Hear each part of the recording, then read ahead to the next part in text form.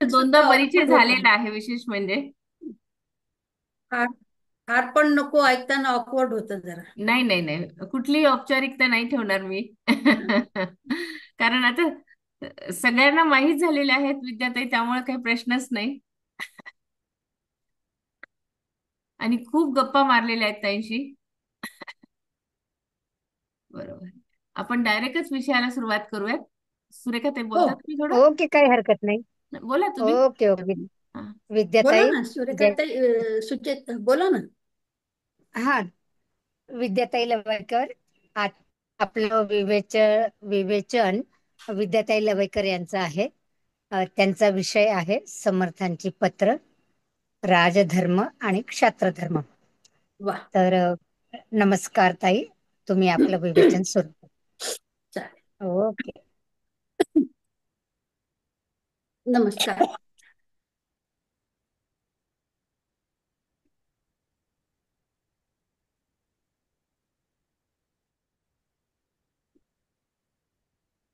गणेश ओम श्री परमात्मने नमः.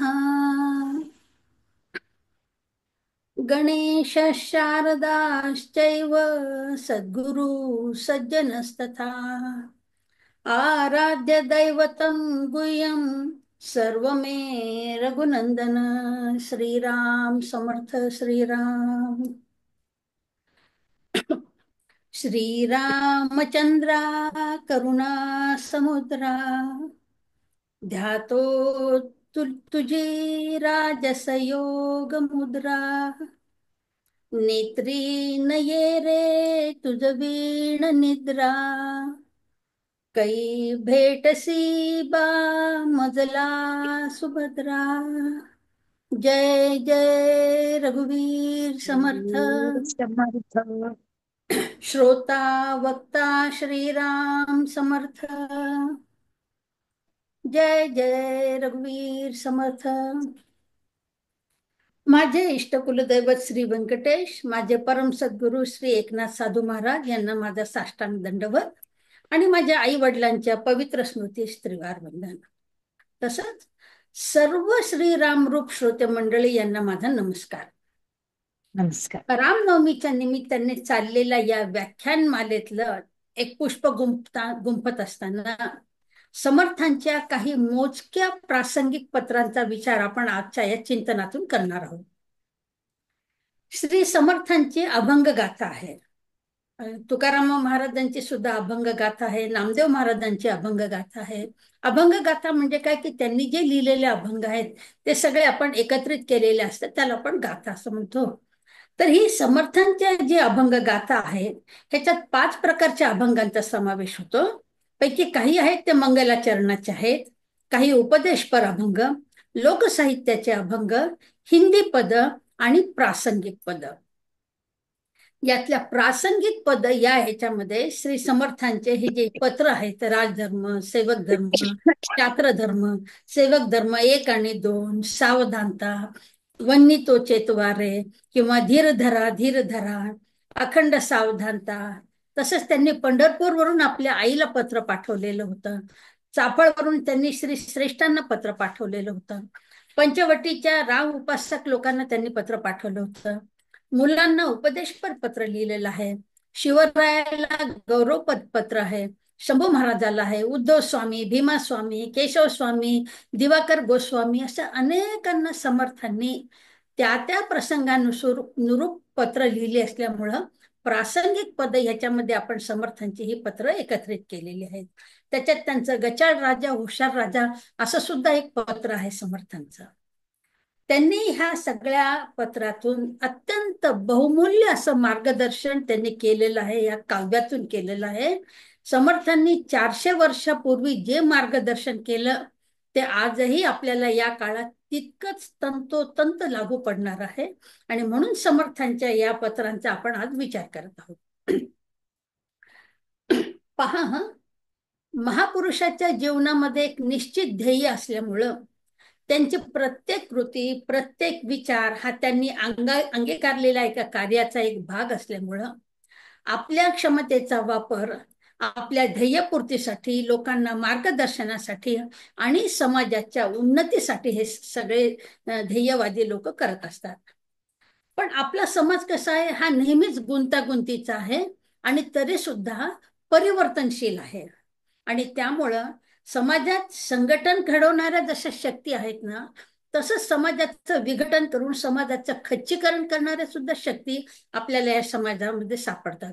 आणि म्हणून ह्या दोन्हींचा एकत्रित विचार करून समर्थांनी आपल्या साहित्यामधून समर्थांची समाजनिष्ठा या रूपाने आपल्याला प्रकट करून दाखवली आहे. समर्थांच्या या पत्रांमधले आपण एक 2-3 पत्रांचा आज आपण विचार करणार आहोत. पैकी आपण सर्वात आधी राजधर्म या त्यांच्या पत्राचा विचार करू.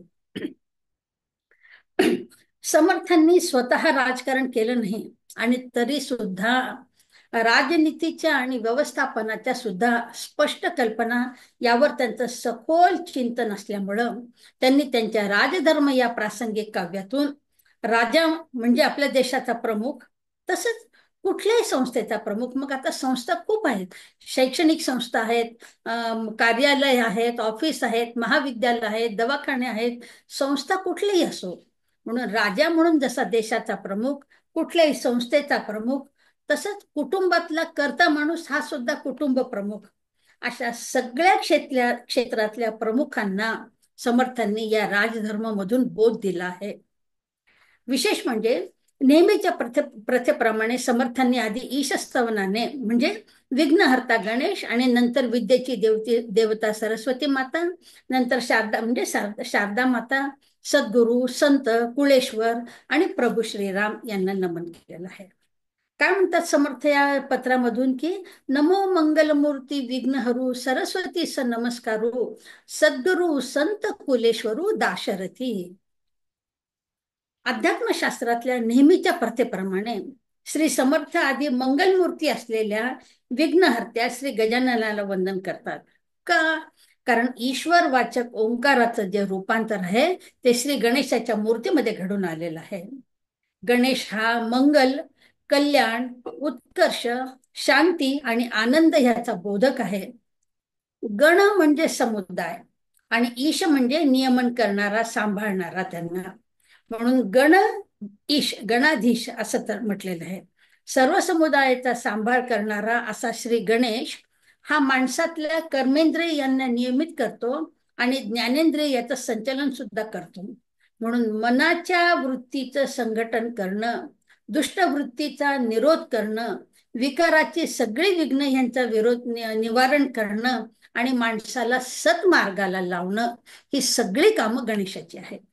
आणि म्हणून समर्थांनी आरंभलेल्या या कार्यातल्या विघ्नाचं हरण व्हावं, कल्याण व्हावं, या दोन्ही वेगवेगळ्या गोष्टी आहेत त्यांच्या. विघ्नाचं हरण वेगळं आहे आणि आपल्या केलेल्या कार्याचं कल्याण व्हावं ही वेगळी गोष्ट आहे. त्यामुळे ह्या दोन्ही गोष्टी वेगवेगळ्या असून तरी सुद्धा त्या परस्परावर अवलंबून असल्यामुळे मंगलमूर्ती आणि विघ्नहर्ता अशा दोन्ही गणेशाला समर्थांनी वंदन केलेलं आहे. तसंच कुठलंही महत्वाचं शुभ कार्य करायचं असेल, ते हाती घेतलं असेल आपण, तर त्या शुभ कार्यात कोणती अडचण येऊ नये, विघ्न येऊ नये, ते मध्येच बंद पडू नये, घेतलेलं शुभ कार्य पूर्णत्वास जावं, त्या शुभ कार्यामध्ये आपल्याला यश, कीर्ती, वैभव प्राप्त व्हावं. आणि म्हणून शुभ कार्य सिद्धीस नेणाऱ्या अशा या श्री गणेशाचा आशीर्वाद समर्थांनी आपल्याला आधी सुख करता, दुःख हरता, मंगलमूर्ती श्री गणेशाला त्यांनी वंदन केलं आहे. त्यानंतर समर्थांनी विद्येची देवता सरस्वती माता हिला नमस्कार केला आहे. का? कारण ही जी विद्येची देवता आहे शारदा माता, तिला वेदाची आई, ब्रह्मदेवाची कन्या, वाणीची स्वामिनी असं म्हटलेलं आहे. विशेषतः आपण जर पाहिलं तर दासबोधामध्ये समर्थांनी शारदा स्तवन अत्यंत विस्तारित रूपात मांडलेलं आहे, अतिशय प्रभावपणे आणि विस्तारात मांडलेलं आहे. अद्वैत वेदांताचं संपूर्ण ज्ञान आपल्याला त्यांनी त्याच्यातून दिलेलं आहे. मनोबोधात सुद्धा श्री समर्थांनी आधी वेदमाता शारदेला वंदन केलं आहे. का? कारण मुळात आधी ब्रह्म अस्तित्वात आलं, त्यानंतर माया जन्माला आली. मग शारदा म्हणजे काय? शारदा म्हणजे मूळ माया. भगवंताच्या मनात मायेचं स्फुरण झालं आणि मग संपूर्ण सृष्टी आकाराला आली. या सृष्टीत मायेमुळेच वेदांची निर्मिती झाली आणि म्हणून शारदेला वेदमाता म्हणत, जी मूळ माया जन्माला आली ती ब्रह्मामुळेच म्हणून तिला ब्रह्माची कन्या, ब्रह्मसुता असं म्हटलेलं आहे. आपल्या शब्दांचं मूळ उत्पत्ती स्थान वाणी, आणि त्या वाणीची देवता म्हणजे वाग्देवता शारदा. ब्रह्माचं वर्णन करणारे सगळे ग्रंथ निर्माण झाले, ते जन्माला आले, तिला ब्रह्म म्हणून या शारदेला आपण ब्रह्माची जननी असं म्हटलं आहे. ही शारदा भगवंताची अविभाज्य शक्ती आहे, आणि ईश्वराच्या अगदी जवळ असताना भक्ताला अनुभवाला येणारी ही शारदा म्हणजे तुरी अवस्था आहे. वाणीचा अभिनव विलास करणारी, नवनवीन साहित्याचा विलास करणारी, आणि म्हणून ती वाग्विलासिनी आहे. चातुर्य आणि अर्थ यांनी युक्त अशी जी साहित्य कला आहे, तिचं स्वरूप म्हणजे ही शारदा आहे. आणि तिच्या या सर्व गुणामुळं सर्व जगाला ती मोहित करते, मुग्ध करते. म्हणून ज्ञानेश्वर माऊलींनी तिला विश्वमोहिनी शारदा असं म्हटलेलं आहे. ही शारदा आपल्याला कुठे सापडते? ही योगाच्या समाधीमध्ये, धाडशी पुरुषाच्या निर्भयतेमध्ये, थोर पुरुषाच्या शांतीत, ज्ञानी पुरुषाच्या विरक्तीत, साधकाच्या आत्मचिंतनात, सिद्धाच्या अंतःकरणात समाधी रूपात, भगवंताच्या भक्तीत, आणि जीवनमुक्ताच्या सायुज्य मुक्तीमध्ये ही शारदा प्रगट होते. ईश्वराच्या स्वरूपात लीन होऊन ती सृष्टीचा प्रभव आणि प्रलय सुद्धा घडवून आणते. शारदा ही हवेसारखी डोळ्याला दिसत नाही, पण मनाला जर आपण हलवून पाहिलं ना, तर या शारदेचं अस्तित्व आपल्याला नक्की दिसून येतं. सगळं जग शब्दरूप बोलण्यावर चालतं, हे या शारदेचंच कर्तृत्व आहे. म्हणून त्या छान शब्दांचा वापर करीत या वाणीनं परमार्थाचं जे मूळ आहे शारदा, तिला समर्थांनी वंदन केलं आहे. कारण या शारदेमुळे सगुण साकारातून निर्गुण निराकाराची आपल्याला ओळख होते. आणि म्हणून तर सगळे वेद, शास्त्र, पुराण यांनी सुद्धा शारदेचं स्तवन केलेलं आहे आपल्याला. आणि आपल्याला माहिती आहे की परमात्माचं दर्शन घडवण्याची जी किमय आहे, ते सुद्धा हिच्यामुळेच होते. म्हणून तिचा सुद्धा वरद हस्त हवा, म्हणून समर्थ शारदेचं स्तवन करतात. अतिंद्रिय अशा परमात्म्याचा स्वतः अनुभव घेऊन आपल्या सत्शिष्याला परमात्म्याचं दर्शन घडवून आणणाऱ्या श्री सद्गुरू यांना समर्थांनी नंतर वंदन केलं आहे. कारण सद्गुरूचा कृपा प्रसाद हवाच. तसंच संत आणि कुलेश्वर दाशरथी यांचं सुद्धा या शुभ कार्याला आशीर्वाद हवे, म्हणून समर्थांनी या पहिल्या ओवीमधून गणेश, सरस्वती माता, सद्गुरू, संत, कुलेश्वर आणि दाशरथी या सर्वांना वंदन केलेलं आहे. आता पुढच्या चरणात समर्थ काय म्हणतात? श्रोती मानेल तरी घ्यावे, अथवा वाचुनी सांडावे, प्रपंचा कारणे स्वभावे बोलिलो मी. पहा किती सुंदर वाक्य समर्थांचं. समर्थ राजधर्म कसा असावा हे सांगताना तो स्वीकारण्याचा आपल्याला आग्रह करत नाही. प्रपंचा कारणे स्वभावे बोलिलो मी असं ते म्हणतात. कसं आहे, आई वडील आपल्या मुलाचं कल्याण व्हावं, त्याच्या हिता म्हणून त्याला 4 हिताच्या गोष्टी सांगत असतात. तीच तळमळ समर्थांची आहे. कर्त्या नेत्याचं नेहमी कल्याण व्हावं हा त्यांचा हेतू आहे. आणि म्हणून माझं म्हणणं ऐकाच असा आग्रह धरला नाही त्यांनी. ते म्हणतात श्रोते मानले तर घ्यावं, पटलं तर स्वीकारा, आणि नाही पटलं तर सांडून टाकावे, दाटून सांडावे, म्हणजे सोडून द्या. का विनंती करीत आहेत हे समर्थ अशी आपल्याला? राजधर्म यामध्ये समर्थांनी राजाचं, नेत्याचं, कोणत्याही संस्थेच्या प्रमुखाचं, लोकसंग्राहकाचं, कुटुंब प्रमुखाचं आचरण कसं असावं ते सांगितले. ते आजच्या काळातही ते आपल्याला उत्तम अंगी बांधण्यासारखंच आहे. ते खरोखर ते कामाला येणार आहे. पण समर्थ का म्हणतात आपल्याला दाटून सांडावे म्हणून? कारण पहा, आपण एखाद्या भांड्यामध्ये पाणी जर काठोकाठ भरलेलं असेल, तर वरून किती पाणी टाकलं तरी त्याच्यामध्ये ते मावणार नाही, ते सांडून वाया जाणार आहे. तसंच मनात ऐकण्याची, शिकण्याची, समजून घेण्याची इच्छाच नसेल, गर्वाने, अभिमानाने जर मन भरलेलं असेल, तर त्याच्यामध्ये समर्थांचं बोधामृत मावणारच नाही ना, ते नक्कीच सांडून वाया जाणार. आणि म्हणून समर्थांचा अधिकार खरं तर खूप मोठा आहे. म्हणून ते आपल्याला प्रपंचा कारणे बोललो मी, माझा स्वभाव आहे तुम्हाला सांगण्याचा, आणि म्हणून मी बोललो असं आपल्याला समर्थ आईच्या मातृवत्सल भावानं आपल्याला हे सांगत आहे. आता प्रपंच मग तो आपल्या वैयक्तिक कुटुंबाचा असो किंवा देशाचा, प्रपंच कारभार नेहमीच अत्यंत सावधपणे, जागरूकतेने आणि काळजीपूर्वक, अत्यंत दक्षतेने आणि सगळ्यांच्या हिताचा विचार करूनच केला पाहिजे. कुटुंब प्रमुख म्हणून कुटुंबाचा, आणि राजा म्हणून देशाचा, असे दोघांची कर्तव्य अगदी सारखीच आहेत. तो त्यांचा स्वधर्म आहे. म्हणून सर्वांना समान वागणूक द्यायला पाहिजे. कमी जास्त असा दुजाभाव नको. अनावधानाने भेदभाव न होऊ देता मनात समता सतत जागरूक ठेवून आपण वागायला हवं. तरच सगळ्यांना सुख लाभणार आहे. स्वधर्माचं अर्थातच आपल्या स्वतःच्या कर्तव्याचं पालन करताना, प्रपंचाच्या खर्चाचा हिशोब मांडताना सगळ्यांचे मन सांभाळून आपल्याला वागावं लागतं. प्रसंगी त्यांच्या मनाला न पटणारी एखादी गोष्ट आपल्याला कधी कधी त्या न पटणाऱ्या गोष्टीचा सुद्धा निर्णय घ्यावा लागतो. पण अशा वेळी धैर्याने, धाडसाने, हिमतीने, जबाबदारीने करता जो पुरुष आहे त्यांनी आज काही वेळेला आपलं मन कणखर करून, कठोर करून काही निर्णय घ्यावे लागतात. आणि मग असं आचरण करताना त्याच्या अंगी चिकाटी सुद्धा असावी लागते. तसं अशा वागण्याचं सातत्य नित्य त्याला ठेवावं लागतं. आणि असा अखंड प्रयत्न करीत राहायला तरच हाती घेतलेल्या कार्यामध्ये त्याला हमखास निश्चित यश मिळतं. आणि त्यामुळेच त्याचा कार्यभाग सुद्धा साधला जातो. आणि म्हणून अखंड सतत सावधपणे जागरूकतेने वागलं तरच आपल्या हातून चूक घडत नाही, सगळे आनंदी राहतात. आणि म्हणून प्रपंच मग कुटुंबाचा असो की देशाचा असो तो यशस्वी होतो. म्हणून समर्थ म्हणतात, आधी मनुष्य ओळखावे, योग्य पाहून काम सांगावे, निकामे तरी ठेवावे एकीकडे. माणसाच्या वागण्या बोलण्यावरून आणि सहवासावरून कळतं की तो माणूस कसा आहे. त्यामुळे त्याच्याकडे त्याची योग्यता पाहून जर आपण त्याला काम दिलं तर त्या आपल्याला त्याच्या कामामध्ये, कार्यामध्ये यश मिळतं. आता या ओवीतून समर्थ आपल्याला 3 गोष्टीचा प्रामुख्याने विचार मांडत आहेत. कोणती आहेत त्या 3 गोष्टी? आधी एक तर योग्य माणसाची पारख करावी. दुसरी, त्याला जे काम येतं ना योग्य तेच काम त्याला द्यावं. आणि तिसरं अत्यंत महत्वाचं म्हणजे निकामी लोकांना वेगळं आणि बाजूला काढावं.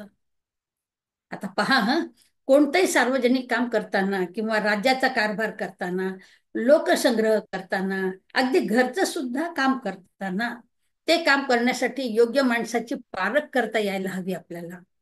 समर्थ याला चालना विवेक म्हणतात. चालना विवेक. माणूस कसा आहे, त्याचे आचार विचार कसे आहेत, त्याची आवड निवड काय हे समजायला हवं आपल्याला. त्याच्या वागण्या बोलण्यावरून माणसाचा स्वभाव लक्षात येतो आपल्याला. तेव्हा कामाचं स्वरूप काय आहे हे पाहून योग्य माणसाची निवड करून त्याला जसं झेपेल तसंच काम त्याच्यावर सोपवावं. कारण काम करण्याची क्षमता सगळ्यांमध्ये सारखीच असते असं नाही. व्यक्तिपरत्वे भिन्न भिन्न असू शकते. म्हणून माणूस ओळखून, योग्यता पाहून जर आपण काम दिलं तर त्या कामामध्ये हमखास यश येतं. यशस्वीरित्या ते कार्य पार पडतं. विशेष म्हणजे कमीत कमी अडचणी येतात. म्हणून असं समर्थांनी व्यवस्थापनाचं मार्गदर्शन आपल्याला या पत्रांमधून केलेलं आहे. आता माणसाची पारख करताना एखादा माणूस निकामी असेल, काम करण्यामध्ये कुचर असेल, कामाचा कंटाळा करणार आहे, काम जबाबदारीने न करणार आहे, निरुपयोगी असेल तर समर्थ म्हणतात त्याला अयोग्य समजून आधी बाजूला काढा. त्या कामापासून आधी त्या माणसाला बाजूला सारावं. विशेष म्हणजे इतरापासून सुद्धा त्याला लांब ठेवावं. का? कारण अशा माणसामुळं इतर जी काम करणारी माणसं आहेत ना त्या माणसांच्या मनामध्ये सुद्धा संभ्रम निर्माण होईल आणि ते काम करणारे लोक सुद्धा बिघडू शकतील. म्हणून कार्य पूर्ण होण्यासाठी वेळ लागू शकतो. मग त्यामुळे तेव्हा कधी कधी कार्य अपूर्ण सुद्धा राहू शकतं. म्हणून माणसाची योग्यता पाहून त्याचे काम करण्याची क्षमता लक्षात घेऊन त्याला योग्य तेच काम द्यावं तरच आपलं कार्य तडीत जातं, पूर्णत्वात जातं. अन्यथा कुचर, आळशी, निकामी माणसामुळे आपलं कार्य अपूर्ण राहण्याची भीती असते. आता कुठलंही काम ते करण्याआधी नीट समजून घ्यावं. त्या कामाचा, कार्याचा हेतू काय आहे, त्याचा उद्देश काय आहे तो आपल्याला आधी समजला पाहिजे. आणि मग त्यानंतर ते कार्य करण्यासाठी आपल्याला कोणते साधनं लागतील याचा विचार करून चांगली साधनं जमा करावी. त्यानंतर काम करण्यासाठी आपल्याला किती कालावधी लागणार आहे हे निश्चित करावं. कारण त्या ठरलेल्या वेळेत कार्य पूर्ण झालं नाही तर त्या कामाचा नंतर काहीच उपयोग होणार नाही. म्हणून कार्याची निश्चित अशी दिशा ठरवावी, कामाची नीट आखणी करावी. आधी कोणतं काम करायचंय, नंतर कोणतं काम करायचंय असा कामाचा क्रम लावावा. कामाचे निश्चित टप्पे, निश्चित दिशा ठरवावी.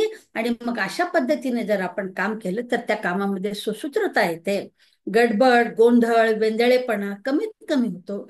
चुका सुद्धा कमी होतात. कामामध्ये उणेपणे राहत नाही आणि मग आपलं कार्य यशस्वीरित्या पूर्ण होतं.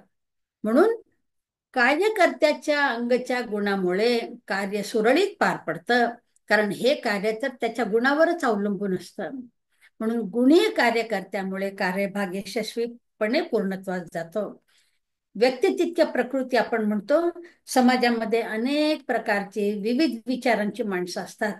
प्रत्येकाचा आपला एक खास स्वभाव असतो. त्याचे आचार विचार करण्याची एक पद्धत असते, वागण्याची एक पद्धत असते. पहा, एकाच आईची सगळी मुलं सारखं नसतात. प्रत्येकामध्ये काहीतरी आपल्याला वेगळं पण दिसून येतं. म्हणूनच माणसातला फरक लक्षात घेऊन त्यांच्या अंगी असलेल्या कलागुणांचा, क्षमतेचा योग्य वापर करून घेतला तर कार्य यशस्वीपणे पार पडतं, यशस्वी होतं.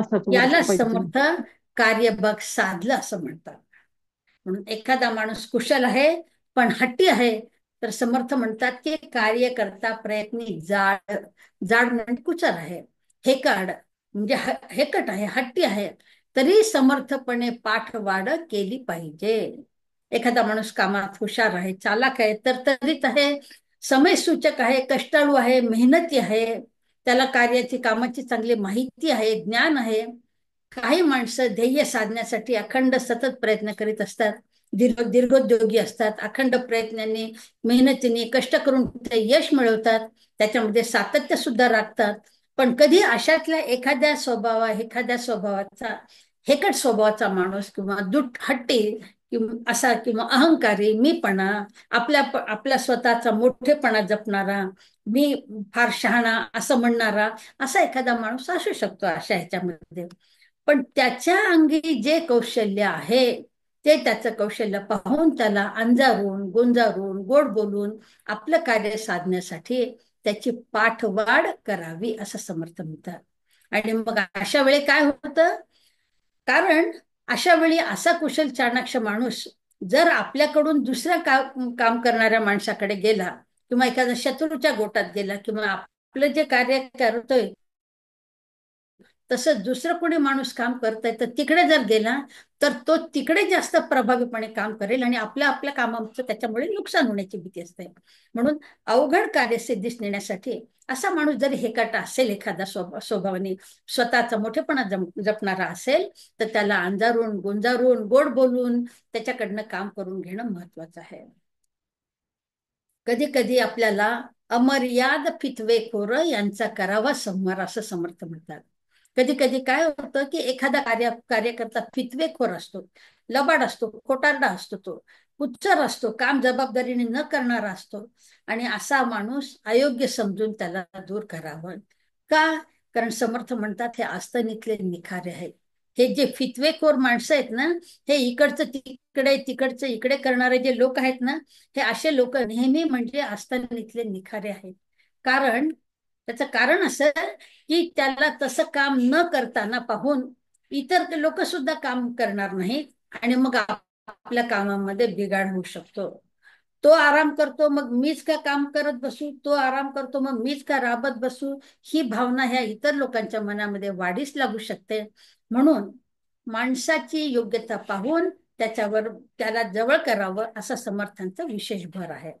त्यामुळे प्रपंच, संघटना, राज्य, देश सगळेच धुळीत मिळण्यास शक्यता असते अशा फितवेखोर माणसामुळे. कधी कधी स्वार्थासाठी हे फितवेखोर माणसं तर मोठा गुन्हा करायला सुद्धा घाबरत नाहीत.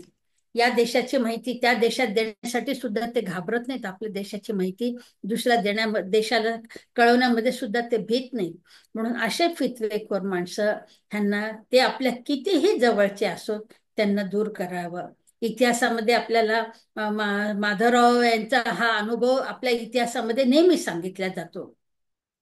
असो तर मनुष्य राजे राखणे हेच भाग्याची लक्षणे. म्हणून जर लोक मिळवायचे असेल तर त्यांचं मनोगत जाणून, त्यांना राजी करून, त्यांना चांगलं बोलून चांगली माणसं सुद्धा आपल्याला सांभाळता आली पाहिजे. हा कुटुंब प्रमुखाचा एक चांगला गुणच म्हणावा लागेल. समयी मनुष्य कामा येते, तया कारणे सोशी देते, न्याय सांडिता मग ते सहजची खोटे. समर्थ म्हणतात थोड्या मदतीसाठी अति तडजोड करणं अयोग्य आहे.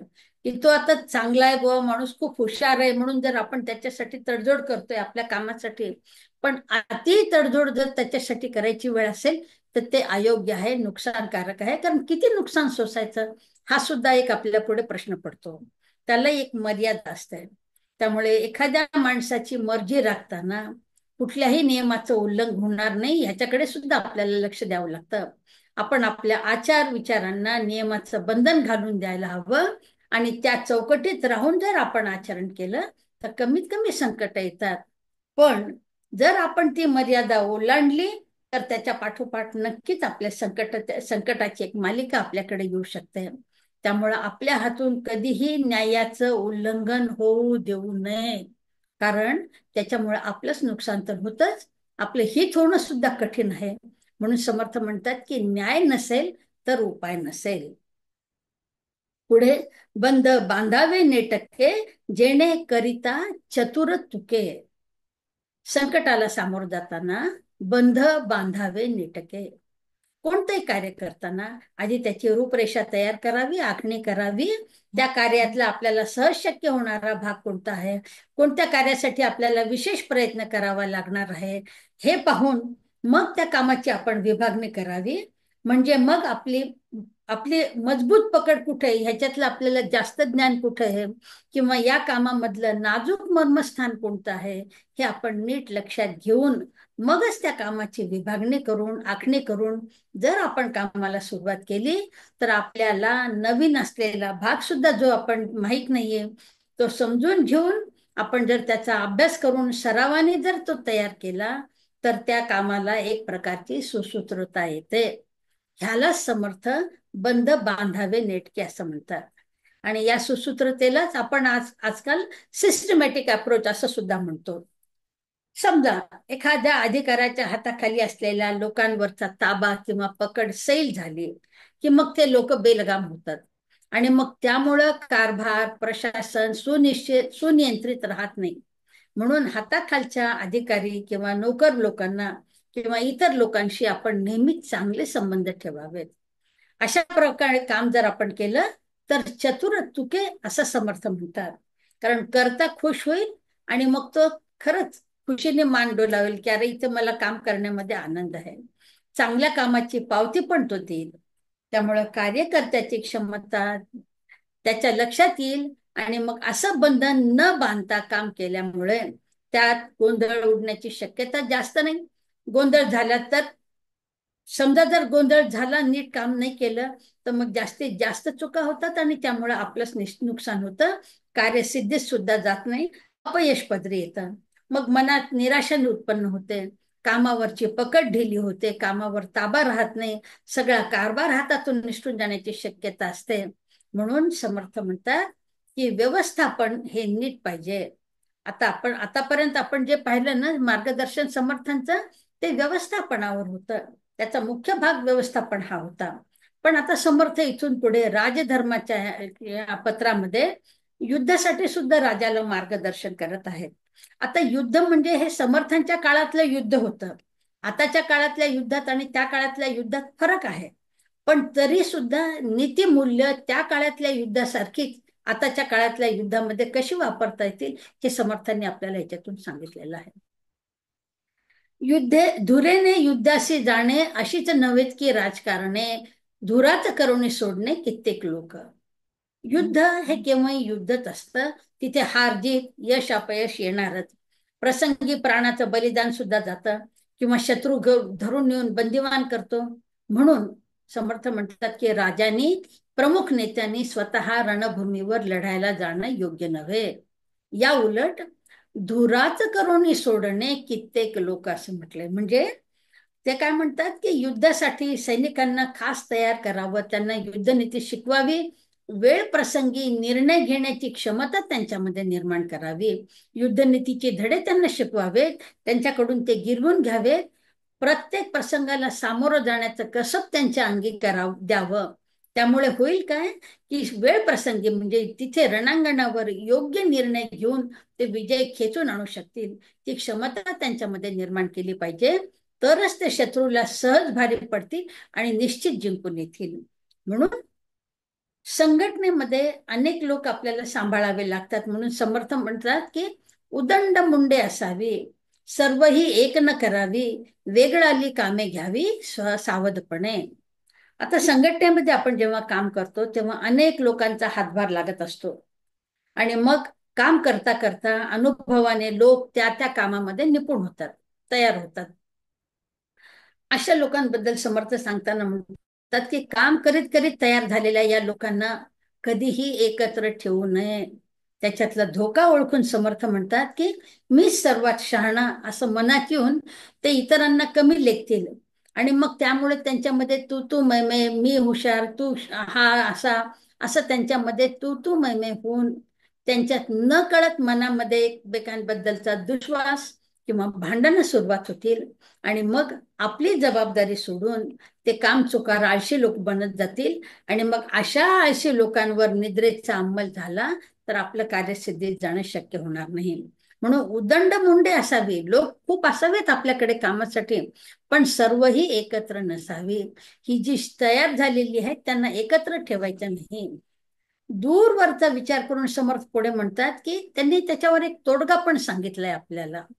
वेगळाली कामे द्यावी सावधपणे, म्हणजे हुशार लोक तर जमा करायचे, त्यांना एकत्र ठेवायचं नाहीये, त्यांच्याकडे वेगवेगळे कामं द्यायचे सावधपणे, की कुणाला कोणतं काम योग्य आहे हा विचार करून.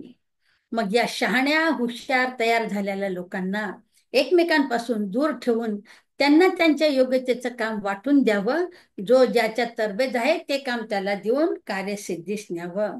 यामुळे संघटनेचं कार्य तर सिद्धीला जाईलच, आणि दूर राहून सगळे आनंदात राहतील. विशेष म्हणजे त्यांच्यामध्ये दुफळी माजणार नाही.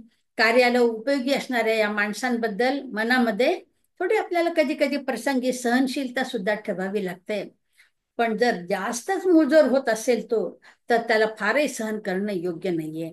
हेही समर्थांनी आपल्याला स्पष्टपणे सांगितलेलं आहे. आजही आपण पाहतो अनेक लोक एकत्र येऊन काम करतात. कसं वागायचं हे त्यावरूनच आपल्याला समजून येतं. पहा, समर्थ म्हणतात न्यायाची पायमल्ली स्वतः नेत्याने जर केली तर कार्यात यश मिळणार नाही, पण न्यायाने वागला आणि तर प्रयत्न वाळूचे कण रगडिता तेलही गळे, असा प्रयत्नवाद समर्थांनी आपल्याला या कार्यामध्ये सांगितलेला आहे. आणि म्हणून मनुष्यास राजी राखणे भाग्याचे लक्षण असं ते म्हणतात. चांगली माणसं मिळवून त्यांचं मनोगत जाणून त्यांना राजी राखून सांभाळता आलं पाहिजे, यावर समर्थांचा विशेष भर आहे. एक एक जबाबदारी वाटून देऊन कार्य विभागून केलं की निश्चितच यश होतं. प्रसंगी अशा माणसासाठी तोशीच सोसावी लागते असं ते म्हणतात. तरी चालेल, हरकत नाही, हाही विचार समर्थांनी आपल्याला मांडलेला आहे, जो आज सुद्धा लागू पडतो. निवडक घोडे, शस्त्र सामुग्री, आता ही समर्थांच्या काळातली युद्धनीती असल्यामुळे समर्थ निवडक घोडे, शस्त्र सामुग्री आणि स्वार म्हणजे घोडेस्वार यांचा योग्य तो संग्रह राजकारणासाठी सदैव राजाने तयार ठेवावा. अशी निवडक तयारीने जर त्याने राजाने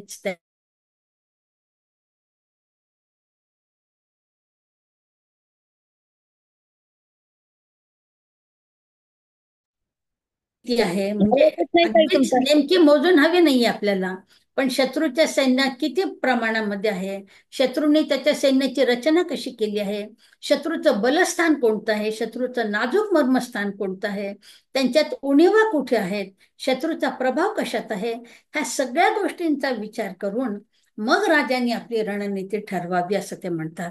ही रणनीती आपल्याला आपल्या कार्यासाठी सुद्धा तितकीच महत्वाची आहे. असा व्यवस्थितपणे विचार करून जर शत्रूवर हल्ला केला तर निश्चित आपल्याला यश प्राप्त करता येतं. शत्रूचे असे प्रमुख वीर आपल्याला निवडून काढून शत्रूची दाणादाण उडवता येते.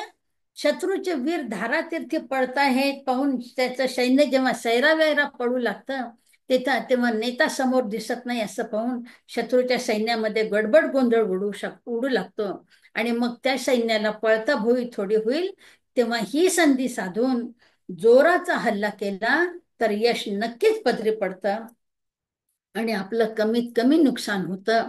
ही युद्ध ठिकाणची म्हणजे जिथे संग्राम होत आहे त्या ठिकाणची रणनीती समर्थ आपल्याला सांगतायत. समर्थांनी कधीही युद्ध केलेलं नाहीये, पण ही युद्धनीती सांगताना ते म्हणतात की कमीत कमी नुकसान सहन करीत जास्तीत जास्त आपल्याला यश प्राप्त करता येतं. म्हणून प्रत्यक्ष रणभूमीवर न जाता सुद्धा अशा युद्धनीतीचे सखोल चिंतन समर्थांनी या राजधर्माच्या या 20 चरणांच्या या आपल्या काव्यातून समर्थांनी मार्गदर्शन केलेलं आहे. तसंच समर्थांचा क्षात्र धर्म आहे. समर्थांचा क्षात्र धर्म आपण पाहताना पहा, श्रीमद भगवद्गीतेमध्ये धर्मसंग्राम आणि संग्रामाचा धर्म ही कल्पना मांडली आहे. यातला संग्रामाचा धर्म म्हणजे क्षात्र धर्म आहे. क्षात्र धर्म म्हणजे क्षत्रियाचा धर्म, अर्थात क्षत्रियाचं कर्तव्य. युद्ध करणं, तसं देशाचं, रयतेचं, प्रजेचं, जनतेचं रक्षण करणं म्हणजे क्षात्र धर्म झाला. आता आपण होऊन समोर उभं राहिलेलं युद्ध हे योद्ध्यासाठी एक पर्वणी आहे, असं भगवंताने गीतेमध्ये म्हटलेलं आहे. ज्ञानेश्वर माऊलींनी सुद्धा ज्ञानेश्वरीमध्ये सांगितलेलं आहे. तेव्हा स्वतःच्या समोर आलेलं युद्ध ही एक त्याच्यासाठी क्षत्रियासाठी ही त्याची पर्वणी आहे. म्हणून असा संग्राम करणं हा क्षत्रियाचा धर्म झाला. तसंच देशावर जर संकट आलं असता, अधर्म माजला असता, युद्ध करून त्या संकटातून रक्षण करणं हे सुद्धा क्षत्रियाचं कर्तव्यच आहे. हीच रणनीती समर्थ आपल्याला या त्यांच्या काव्यातून देत आहेत. काय म्हणतात समर्थ? अल्प स्वल्प संसार धर्म, मागा बोलिलो राजधर्म, आता ऐका क्षात्र धर्म, परम दुर्लभ जो. समर्थ म्हणतात, आधी थोडा संसार धर्म सांगितलं, आता राजधर्म सांगितलं, आता क्षात्र धर्म सांगतोय. पण तो कसा आहे? जो परम आहे पण दुर्लभ आहे. दुर्लभ का म्हटलं त्यांनी? कारण सज्जन सात्विक लोक स्वतःहून कधी कोणाला त्रास देण्यासाठी, युद्ध करण्यासाठी येणार नाही. जे अधर्मी लोक आहेत, ज्यांना अराजक माजवायचं आहे, तेच लोक युद्ध करण्यासाठी येतात. म्हणून अधर्म किंवा अराजक हे सद्गुणी सद्विचारी माणसं अधर्म किंवा अराजक माजवत नाही. देश, समाज जीवन अस्थिर कधी करत नाही, कारण ती त्यांची प्रवृत्तीच नसते. सज्जनांची ती प्रवृत्तीच नसते. पण जर शत्रूंनी हल्ला केला असेल तर त्यासाठी लढणं हे वीरासाठी खूप मानाचं आहे. ती त्याला चालून आलेली एक नामी संधी आहे. भगवद्गीतेत तर म्हटलं आहे की ते त्याचं परम भाग्य आहे की ज्यामुळे त्याला मोक्ष मिळतो. तेव्हा ही नामी संधी त्याला चालून आली आहे असं म्हणून समर्थ म्हणतात की हे परम दुर्लभ आहे. आता हा क्षात्र धर्म म्हणजे युद्ध करणं म्हणजे अक्षरशः स्वतः रणांगणावर जाणं युद्धासाठी, हे समर्थांनी या क्षात्र धर्मातून सांगितलं आहे. आता युद्ध म्हणजे भीती वाटणारच आपल्याला. तेव्हा ज्या माणसाला युद्ध याची भीती वाटते त्यासाठी समर्थ काय म्हणतात? जयास जीवाचे वाटे भय, त्याने क्षात्र धर्म करू नये, काहीतरी करून उपाय पोट भरावे. सोपा मार्ग सांगितलाय त्यांनी, काही अवघड नाहीये. क्षात्र धर्म म्हणजे युद्ध करणं. ते नेहमीच रणांगणावर आणि शत्रूच्या साह्याने शत्रूच्या समोरच होतं. तेव्हा तिथलं सगळं दृश्य हे अतिशय भयावह असतं, वीर आणि करुण रसांनी भरलेलं असतं. समर्थांच्या त्या काळची युद्धाची स्थिती जशी होती त्यानुसार समर्थ या क्षात्र धर्मातून मार्गदर्शन करीत आहेत. नगारे, दुंदुबी, तोफा, रणवाद्यांचा आवाज, ढाल, तलवार, भाले, गदा, शत्रूंच्या शस्त्रांचा खणखणाट, सैनिकांचा एकमेकांना स्फुरण देणारा आरोळ्या एकमेकांसाठीच्या, किंवा जखमी झालेल्या सैनिकांचे करुण स्वर, हे सगळं आपल्याला त्या रणांगणावर दिसून येतं. तेव्हा हे सगळं पाहणं ज्याच्या मनात हिंमत आहे, धाडस आहे, धीटपणा आहे, तोच करू शकेल. आपण म्हणतो ना, तेथे पाहिजे जातीचे येरा गबाळ्याचे काम नव्हे, तसंच आहे. सर्वसामान्य माणसाचं काम युद्धावर जाण्यासारखं नाहीये.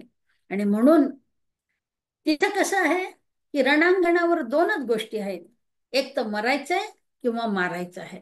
तिथं दया, माया, कणव ह्या कुठल्याच गोष्टीचा लवलेश सुद्धा नसतो आणि तो असता सुद्धा कामा नये. तिथे फक्त शत्रूबद्दलच्या मनामध्ये द्वेष आणि आपल्या मनामध्ये हिंमत, साहस, धाडस असेल तरच विजयश्री खेचून आणता येते. म्हणून समर्थ म्हणतात की ज्याला जीवाची भीती वाटते, ज्याला मृत्यूचं भय वाटतं, अशा माणसाने कधीही क्षात्र धर्माचा विचार करू नये. त्यापेक्षा त्याला जो कामधंदा येतो तो त्यांनी आवर्जून आपला आपला कामधंदा करावा, उपजीविका करावी, आपलंही पोट भरावं आणि कुटुंबाचंही जतन करावं, संगोपन करावं. कुठलीही नोकरी करावी, प्रपंचाचंही पोट भरावं, आपलाही प्रपंच नीटनेटका करावा. पण क्षात्र धर्माचा विचार अशा माणसाने मनात आणू नये. पण पण जो क्षत्रिय आहे त्यांनी क्षात्र धर्माचं पालन करणं हे त्याचं कर्तव्य आहे. क्षात्र धर्माचं हे मुख्य निधान आहे. आणि तिथे युद्धभूमीवर भीती वाटते म्हणून युद्ध न करणं किंवा युद्ध सोडून माघारी पळून जाणं अयोग्य आहे. ज्ञानेश्वर माऊली म्हणतात, युद्धाला संग्राम न म्हणता या रूपानं स्वर्गच वीराच्या पराक्रमासाठी उदयाला आणून सुमूर्त केला आहे, त्याच्याकडे दिला आहे, असंच आपण म्हटलं पाहिजे, असं ज्ञानेश्वर माऊलींनी ज्ञानेश्वरीत म्हटलेलं आहे. रणांगणातून जर पळून गेलात तर शत्रू चारू बाजूने धरतील, शत्रू दयाबुद्धी दाखवणार नाही. आणि जर कदाचित प्राण संकटातून सुटून, जर कदाचित संकटातून सुटून तुमचे प्राण वाचले, पळून जाणं झालं, तुम्हाला शक्य झालं, तर ते जे जगणं आहे तुमचं ते मरणापेक्षाही वाईट असेल. कारण वाचून पळून माघारी घरी परत आलात तर शत्रू काय, आप्त इष्ट मित्र सुद्धा नावं ठेवतील, म्हणतील भ्याड आहे, रणांगणावरून पळून आला, घाबरला हा लढाईला आणि म्हणून पळून आला. समाजात त्याच्याबद्दल लोकांच्या मनामध्ये आदराची भावना राहणार नाही आणि मग लोकांचे टोमणे खात त्याला जगणं अशक्य होईल. शेवटी जगण्याचा कंटाळा येईल, त्याला असं वाटेल, अरे लढताना मेलो असतं तर बरं झालं ह्या लोकांच्या बोलण्यापेक्षा.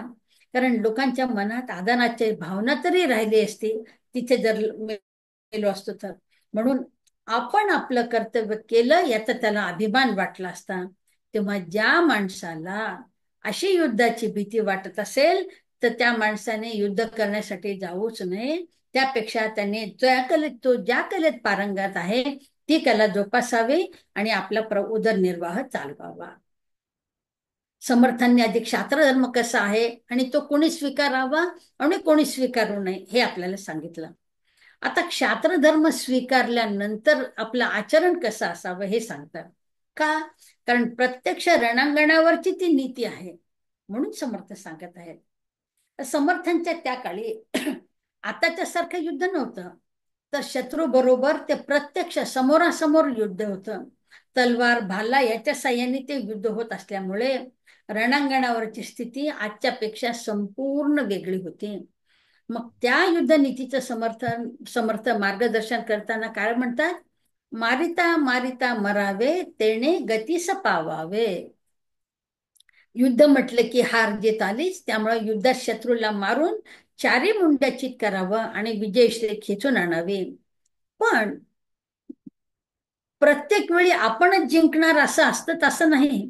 कधी कधी असं सुद्धा होतं की शत्रू वर चढ असतो, भारी होऊ शकतो. त्यामुळे युद्धामध्ये दोन पर्याय, एक शत्रूला मारावं, पण कधी बाजी उलटली तर स्वतःला मृत्यू येण्याची सुद्धा शक्यता असते. त्यामुळे शत्रूला मारता मारता मरावं. सैनिकाला हे निश्चित माहिती असतं. त्यामुळे युद्धभूमीवर जाताना त्याला माहिती असतं की एक तर शत्रूचा किंवा एकतर आपला मृत्यू निश्चितच आहे. आणि म्हणून समर्थांचा भर तर आधी शत्रूला मारावा असाच आहे, शत्रूला मारून जिंकावं असाच आहे.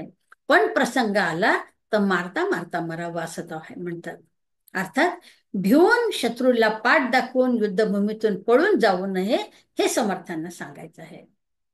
पुढे काय म्हणतात ते, नजर करारी राखणे कार्य पाहुणी कत्ल करणे. कत्ल असं म्हणजे मारणे अशा अर्थाने, कत्ल असं.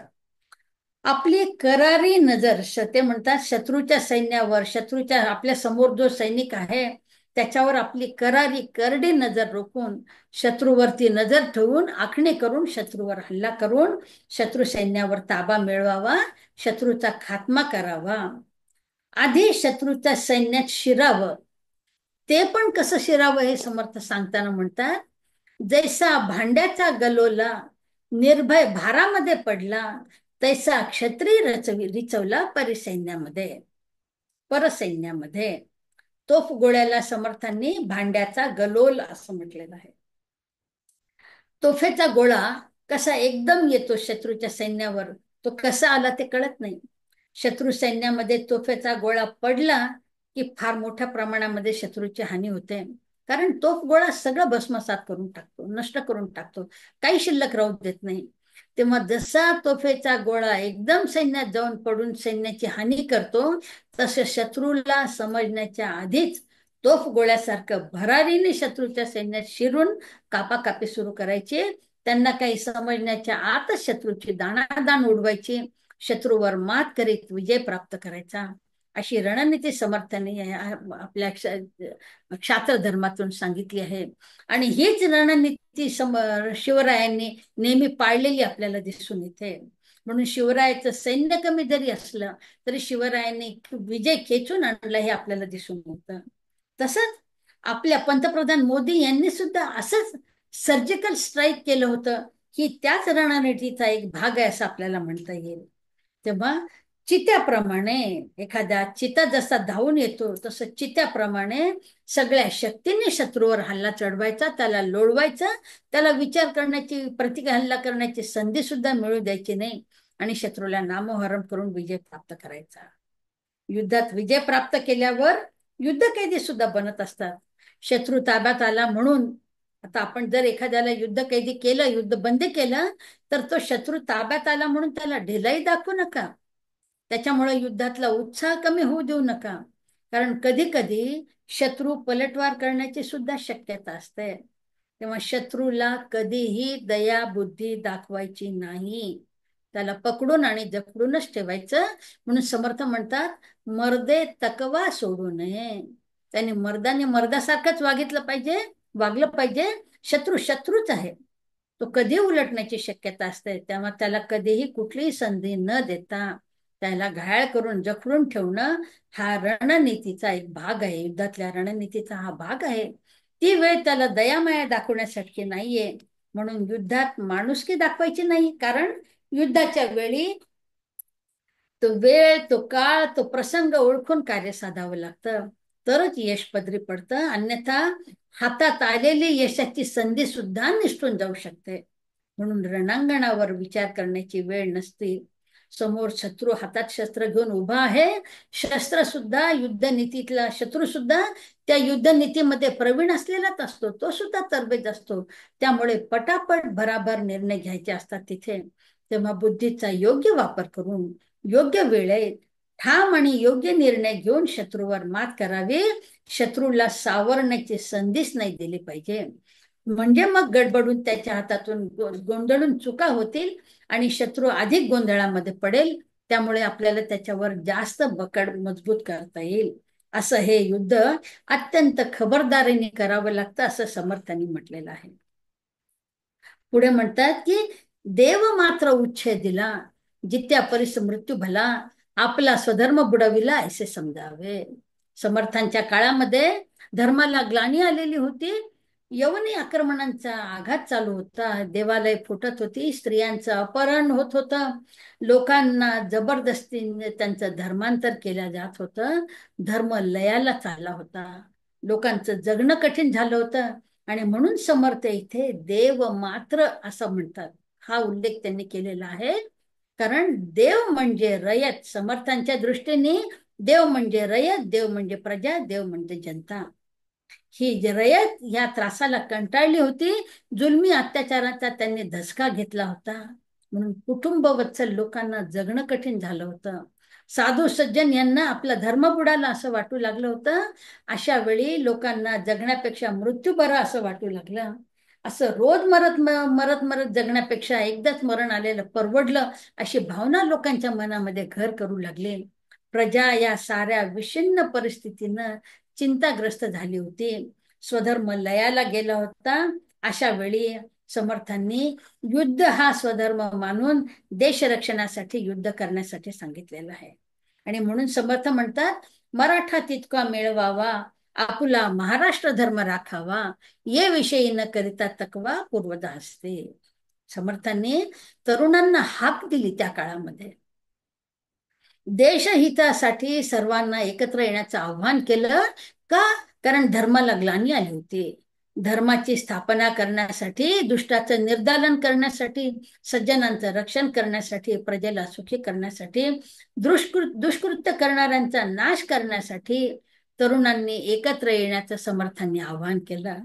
आपला जो देवधर्म आहे तो उद्ध्वस्त झालेला, धर्म बुडालेला पाहण्यापेक्षा मरण आलेलं बरं, असं म्हणून क्षुद्र स्वार्थासाठी एकमेकात बांधण्यापेक्षा सर्वांनी एकत्र येऊन आपला महाराष्ट्र धर्म, आपला हिंदू धर्म वाढवावा, असं अनमोल मार्गदर्शन समर्थांनी त्या काळामध्ये करून तरुणांच्या मनामध्ये देशभक्ती जागृत केली.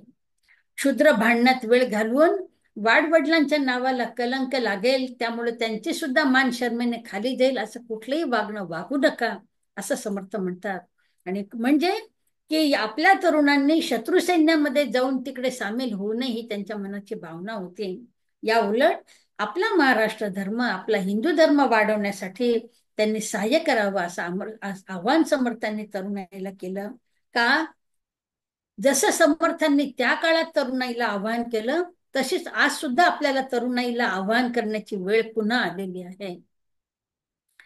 एकीचं बळ मोठं असतं, आपण असं नेहमीच म्हणतो की पहा, एक एक बोट सुटं करून मारायचा प्रयत्न केला तर प्रभाव पडत नाही, पण हाताची जर मोज बांधली तर जोराचा मुष्टी प्रहार करता येतो. तसंच सर्वांनी एकत्र येऊन आपला महाराष्ट्र धर्म जर वाढवावा, या जनमानसामध्ये जागृती निर्माण करावी, लोकांच्या मनात देशाभिमान वाढवावा, एकीचं बळ दाखवण्याची हीच वेळ आहे, समर्थांच्या काळी सुद्धा आणि आज सुद्धा. तेव्हा याबद्दल संशय न घेता देशहितासाठी आपापले भेदभाव दूर सारून मीपणा, अहमपणा, अभिमान, गर्व हे सगळं बाजूला सारून देशाच्या हितासाठी सगळ्यांनी एकत्र यावं, ही समर्थांनी त्या काळी दिलेली जी हाक होती, साध होती, त्याच ह्याची गरज आज सुद्धा आपल्याला आहे. अन्यथा शत्रू कधी देशात घुसेल, कधी हल्ला करेल हे आपल्याला समजणार पण नाही. आणि असं झालं तर आपल्या वाडवडील आपल्याला हसतील, दूषण देतील, काय पोरगा मी जन्माला घातला, असं त्यांना वाटेल. तेव्हा महाराष्ट्र धर्म वाढवण्यासाठी एकत्र येण्याचं आव्हान समर्थांनी त्या काळात केलं. आजही त्या तरुणांनी एकत्र येण्याची तितकीच गरज आपल्या देशाला आहे. म्हणून समर्थ म्हणतात, मरण हा कतो चुके ना, नश्वर देह आहे, त्याचं स्वरूप सांगताना ते म्हणतात की मरणाची हाक नाही, कोणाला चुकणार नाही. जीवाला, जन्माला आलेला प्रत्येक माणूस मरणार आहे, कोणी अमर नाहीये, मृत्यू अटळच आहे. जन्माला आला तो मरणारच. किती तुम्ही त्याला जपा, किती पौष्टिक खायला घाला, किती औषध उपचार करा, कोणी अमर होणार नाही. फक्त आजचा मृत्यू अजून काही दिवस लांबेल इतकंच काय ते. मग असं जर असेल तर या देहाचा वापर देशहितासाठी झाला तर त्याचं सार्थकच होईल. म्हणून अशा पुत्राचा त्याच्या आई वडिलांना, त्याच्या देशाला सुद्धा निश्चितच अभिमान वाटेल. म्हणून तरुण मुलांसमोर आदर्श उभा राहील, तरुणांना यातून नवी संजीवनी मिळेल आणि त्यातून ते तरुण नव्या जोमाने देशहितासाठी कार्य करतील. म्हणून देहाची आसक्ती न धरता विवेकाने देशरक्षणासाठी पुढे यावं, तरुणांनी देशाचं रक्षण करावं. आणि हे आपल्या प्रत्येक तरुणाचं कर्तव्य आहे, तो आपला स्वधर्म आहे असं समजून ह्या तरुणाईंनी त्या काळात जसं समर्थांनी आवाहन केलं, तसं आज आपल्याला या आव्हानाची गरज आहे. का? कारण ही युवा शक्तीच देशाचा कायापालट करू शकते. ही समर्थांची त्या काळची विचारधारा आज सुद्धा तितकीच महत्वाची आहे. आणि म्हणूनच त्यांनी तरुणाईला साथ घातली. का? तर विवेकाने हे सगळं समजून घेण्याची गरज आहे. देशावर जर असं संकट आलं तर सगळा देश त्या याच्यामुळे विस्कटण्याची भीती असते. म्हणून देशासाठी सगळ्यांनी एकत्र यावं, ही आपली माता आहे. आणि ह्या मातेचं रक्षण करण्यासाठी दुजाभाव मनामध्ये ठेवायचा नाही, जातीपातीचा भेद इथं मानायचा नाही. देशाचं रक्षण करणं हे प्रत्येकाचं कर्तव्य आहे. देशासाठी जागे होण्याची हीच वेळ आहे. हे विवेकाने समजून घेऊन देशसेवा ही ईश्वर सेवा असं मानूनच आपण कार्य केलं पाहिजे. म्हणून समर्थांनी फार सुंदर बोध दिला आहे, अतिशय महत्वाचा आहे आणि आजच्या काळी सुद्धा तो लागू पडणार आहे. एक जाती दोन जाती पावला, तो कैसा म्हणावा भला. तुम्हा सकळाचा क्रोध आला तरी क्षमा केली पाहिजे. काय सुंदर वाक्य बघा, किती महत्वाचं आहे. जाती धर्माबद्दल सांगताना समाजाचे तुकडे पडता कामा नये असं आवर्जून समर्थांनी त्या काळी स्पष्ट केलेलं आहे. आपण सगळे एकाच देवाचे लेकर आहोत, एकाच देशातले, एकाच कुटुंबातले. मग जातीभेद हवाय कशाला आपल्याला? विभक्त कुटुंबासारखा रोजचा प्रपंच वेगळा असला तरी कार्यप्रसंगाला आपण सगळे एकत्र होतोच ना. गौरी गणपती, दिवाळी, दसरा सण आपण एकत्र करतो. एरवी आपण विभक्त असतो. समर्थ तेच म्हणतात की जाती धर्माबद्दल कशाला तुमच्या मनामध्ये पाहिजे? आपण सगळे एकाच देवाचे लेकर आहोत, एकाच देशातले, एकाच कुटुंबातले. फक्त प्रसंगाने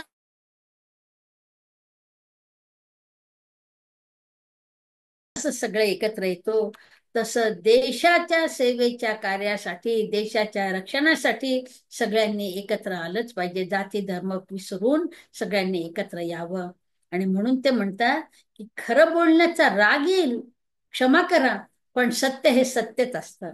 आणि आजही समर्थांच्या या शिकवणीची, या त्यांच्या बोधाची अत्यंत गरज आहे. तुम्हा सकळास क्रोध आला तरी क्षमा केलीच पाहिजे असं समर्थ म्हणतात. एक जाती दोन जाती पावला तो कैसा म्हणावा भला, तुम्हा सकळास क्रोध आला तरी क्षमा केली पाहिजे. तुम्हाला राग आला तर येऊ द्या, पण आज काळाची गरज ही आहे की जाती भेद विसरून सगळ्यांनी एकत्र येऊन देशाचं रक्षण केलं पाहिजे. आणि म्हणून देवद्रोही तितुके कुत्ते मारून घालावे परते असं त्यांनी म्हटलेलं आहे. स्पष्टपणे समर्थ म्हणतात की देव म्हणजे प्रजा, देव म्हणजे जनता, देव म्हणजे रयत. या प्रजेला त्रास देणारे जेवढे कोणी शत्रू आहेत त्या सगळ्यांना मारून घालावे परते. हकलून द्या त्यांना मारून. प्रजेच्या वाईटाचा जो विचार करेल त्या शत्रूला, त्या गनिमाला नामोहरम करा, त्याचा संहार करा. आणि देव मस्तकी धरावा, अवघा हल्ल कल्लोळ करावा, मुलुख बुडवावा बुडवावा धर्मसंस्थेसाठी. मुलुख बडवावा बुडवावा धर्म संस्थापनेसाठी. देव म्हणजे प्रजा, प्रजा जर सुखी तर राजा सुखी. तेव्हा प्रजेला, रयतेला, जनतेला शिरोधार्य मानून, मस्तकी धरून, आदर करून तिला त्रास देणाऱ्याचा प्रतिकार केलाच पाहिजे. तो प्रतिकार कसा करायचा? तर हल्ल कल्लोळ समर्थ म्हणतात.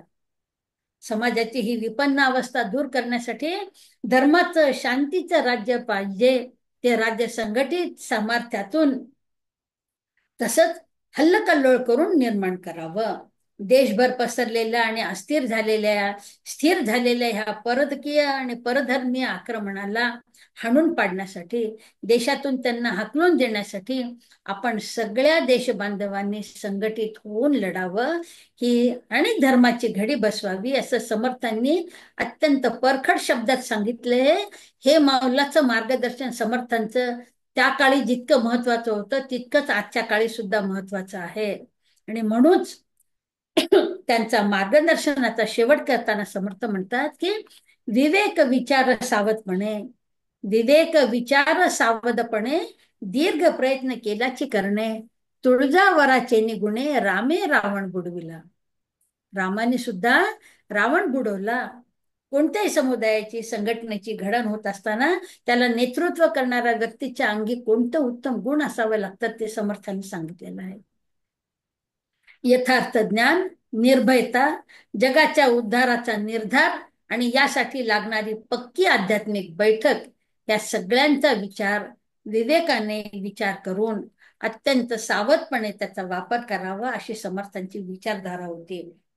प्रपंच, परमार्थ, राजकारण या सगळ्या ठिकाणी सावधतेची आणि विवेकतेची सारखीच आवश्यकता आहे. एक वेळ प्रपंचात थोडी हायगाय केली तर चालेल, पण राजकारणात असं करता येत नाही. तिथे विशेष दक्ष असायला हवं. म्हणून ही सावधानता कशी आणायची? तर समर्थ म्हणतात की त्याचा अंदाज करून वागावं, त्यासाठी योग्य ती पावलं उचलावी. ती सावधानता कशी करायची?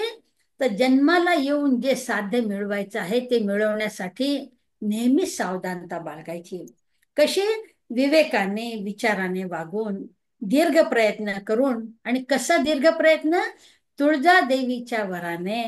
जसं रामाने सुद्धा त्या विवेकाने विचारपूर्वक योजना आखून सगळी सावधानता बाळगून दूरवर विचार करीत दीर्घ प्रयत्न करीत रावणाला मारलं, तसंच आपल्याला शत्रूचा विनाश करताना ह्या सगळ्या गोष्टींचा विचार करायचा आहे.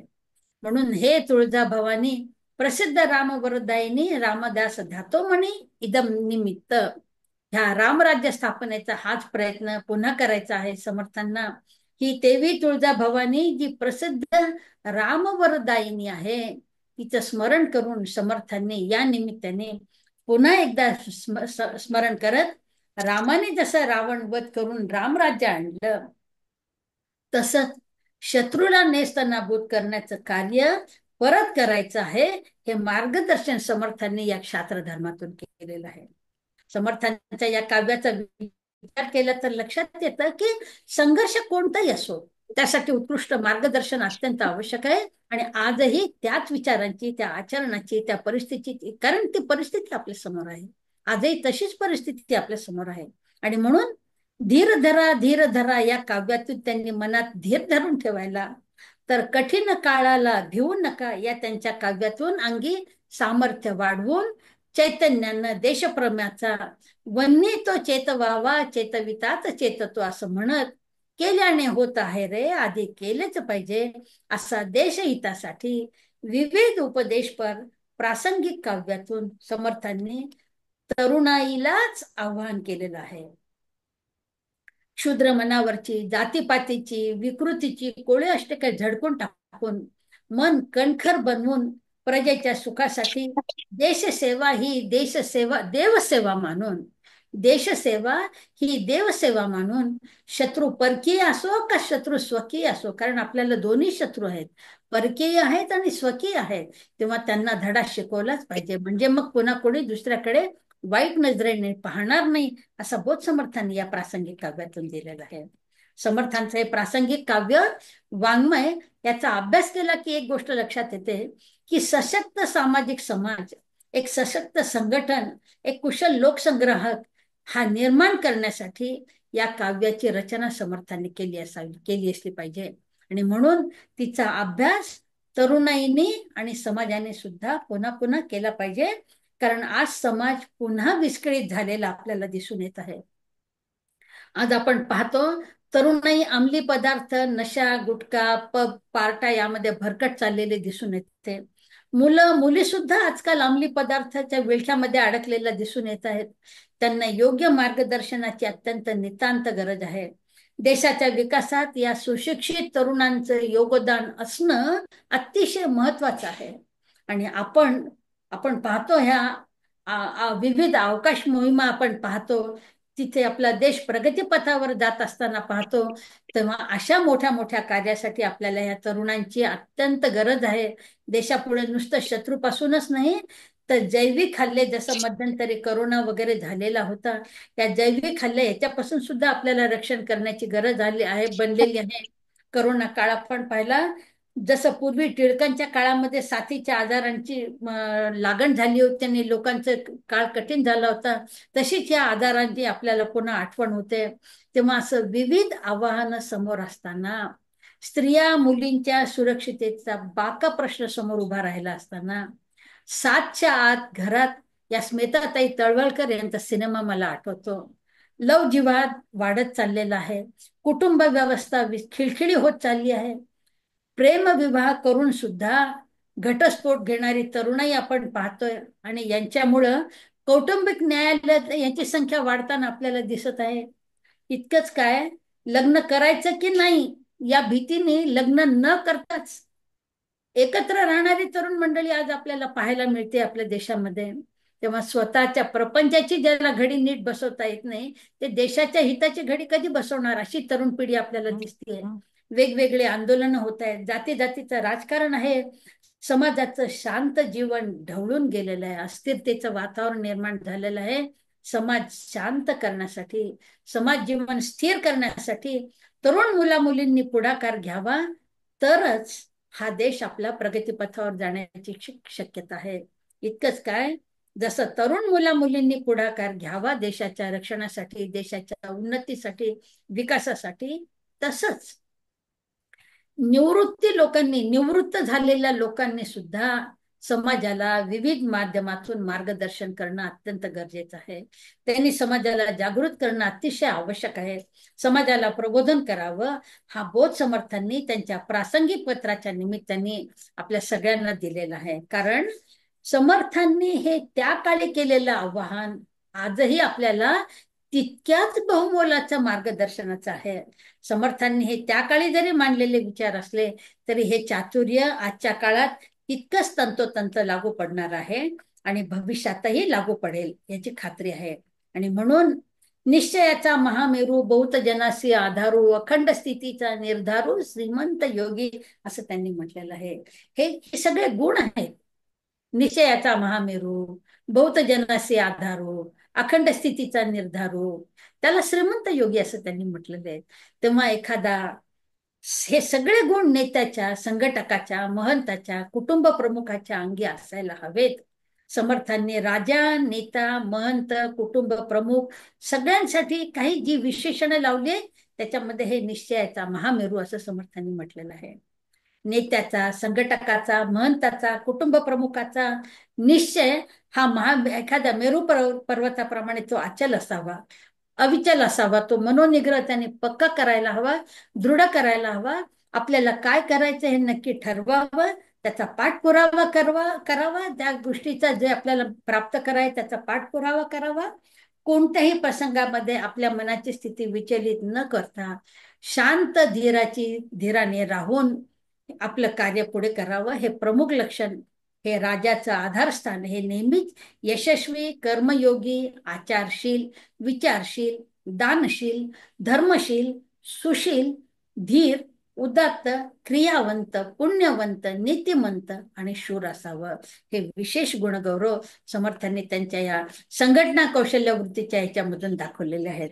समर्थांनी राजसाधन, राज्य विस्तार, धर्माची प्रतिष्ठापना, समाज संघटन, राज्यकारभारातलं नियंत्रण आणि कार्याला प्रेरणा देणारी योजना, विवेक आणि विचारयुक्त आचार यावर अत्यंत सुंदर असं मार्गदर्शन या त्यांच्या पत्रांमधून केलेलं आहे, जे त्या काळी लागू पडत होतं आणि आजही तितक्याच प्रभावीपणे लागू पडणार आहे. आणि म्हणून बहुत लोक एक करावे आणि एक विचारे भरावे अशी समाज शक्तीला संघटित करण्याची गरज समर्थांनी त्या काळी मांडली. त्याची आजच्याही काळात नितांत गरज आहे. आपल्या ह्या सुचिताताईंच्यामुळे आज समर्थांच्या पत्राचा थोडक्यात आढावा घेता आला. त्याबद्दल मी त्यांचे अगदी मनापासून आभार मानते. कारण समर्थांचं पत्र म्हणजे नेमकं काय आहे हे खरंच समाजाला कळणं अत्यंत गरजेचं आहे. कारण आपण पर्सनॅलिटी डेव्हलपमेंट म्हणतो, व्यवस्थापनाचं कौशल्य म्हणतो, हे सगळं समर्थांनी आपल्याला, सुखी कुटुंबाचं सुद्धा सूत्र आपल्याला त्यांच्या ह्या पत्रांमधूनच मिळतं. म्हणून समर्थांची पत्र अभ्यासणं हे अत्यंत महत्वाचं असं ध्येय असावं आपलं सुद्धा, असं मला वाटतं. जय जय रघुवीर समर्थ. विद्याताई, खूप सर्वांगाने तुम्ही समर्थांच्या पत्रांचं विवेचन केलं. सावधान म्हणता सावध होणारे एकमेव आपले समर्थच आहेत.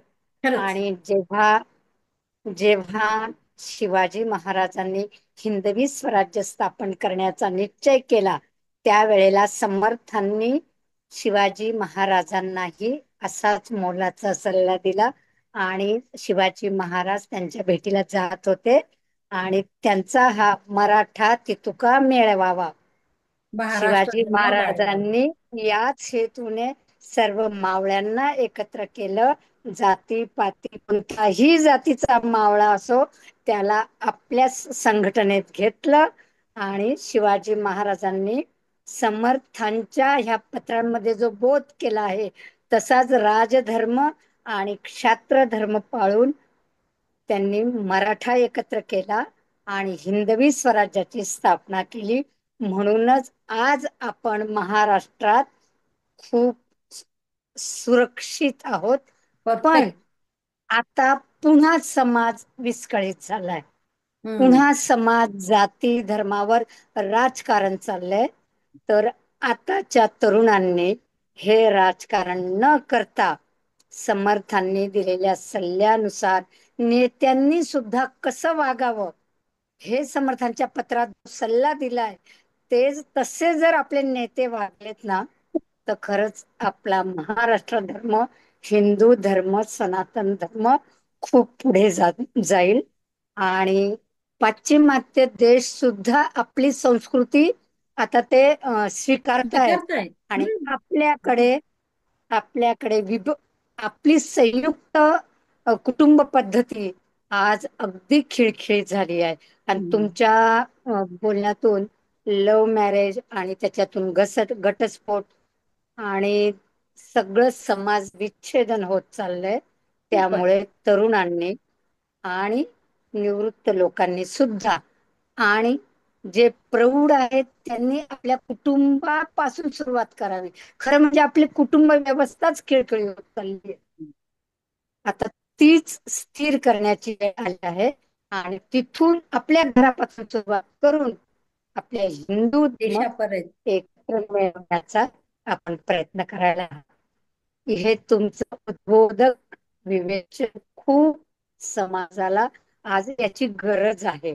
सगळ्यांनी हे विवेचन ऐकून कमीत कमी कुटुंबापासून तरी सुरुवात करावी आणि आपल्या भारत देशाप्रती अभिमान बाळगावा आणि आपला हिंदू धर्म खूप पुढे न्या.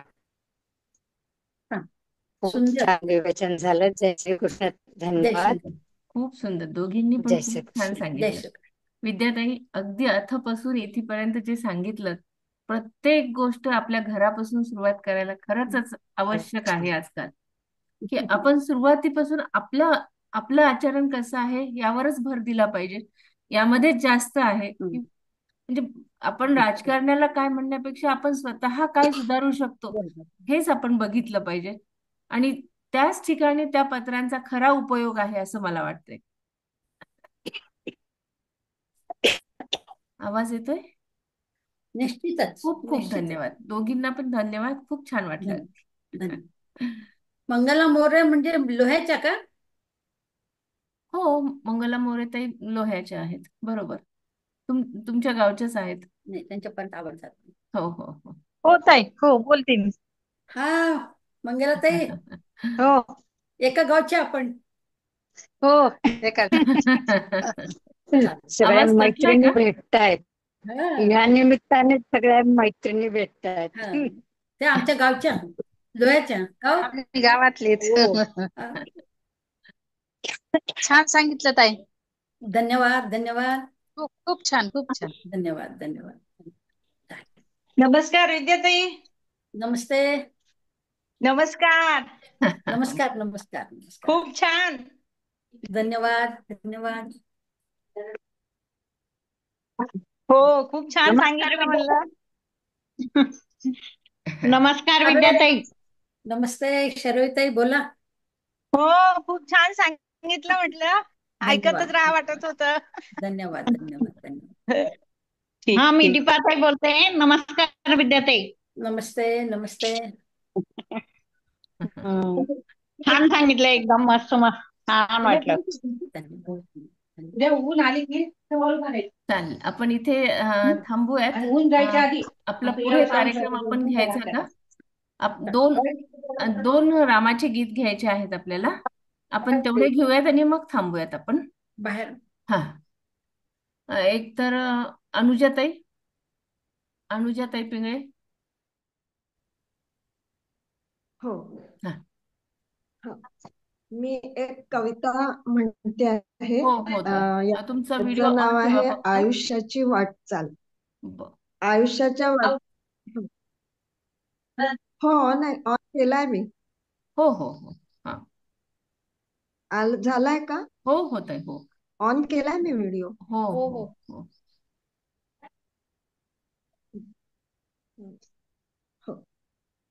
आयुष्याची वाटचाल असं नाव आहे.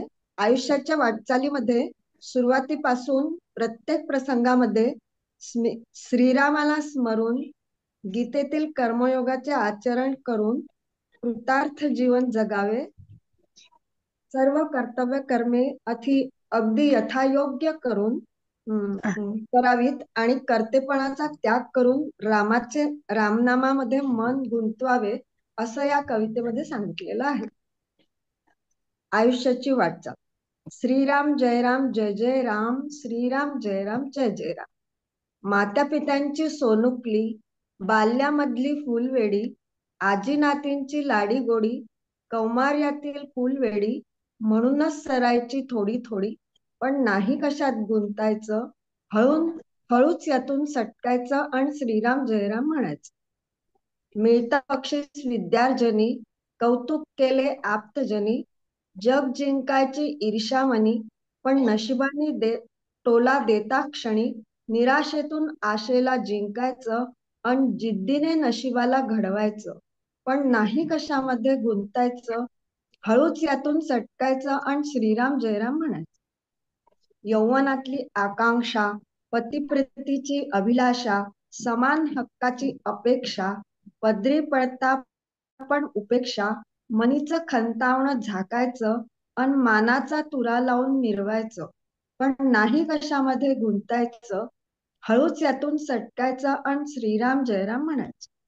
गृहस्थाश्रमी पदार्पण, सर्वस्वाचे समर्पण, मग विवाह बंधनी शिरायचं, नशिबावर सर्व काही सोपवायचं, मिळेल त्यात समाधान मानायचं आणि आनंदाने जीवन फुलवायचं आणि कर्तव्य कर्म निभवायचं, पण नाही कशामध्ये गुंतायचं, हळूच यातून सटकायचं आणि श्रीराम जयराम म्हणायचं.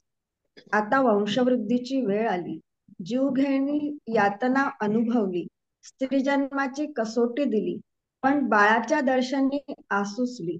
आता त्यागाचं जीवन जगायचं आणि जन्माचं सार्थक मानायचं, पण नाही कशामध्ये गुंतायचं, हळूच यातून सटकायचं आणि श्रीराम जयराम म्हणायचं.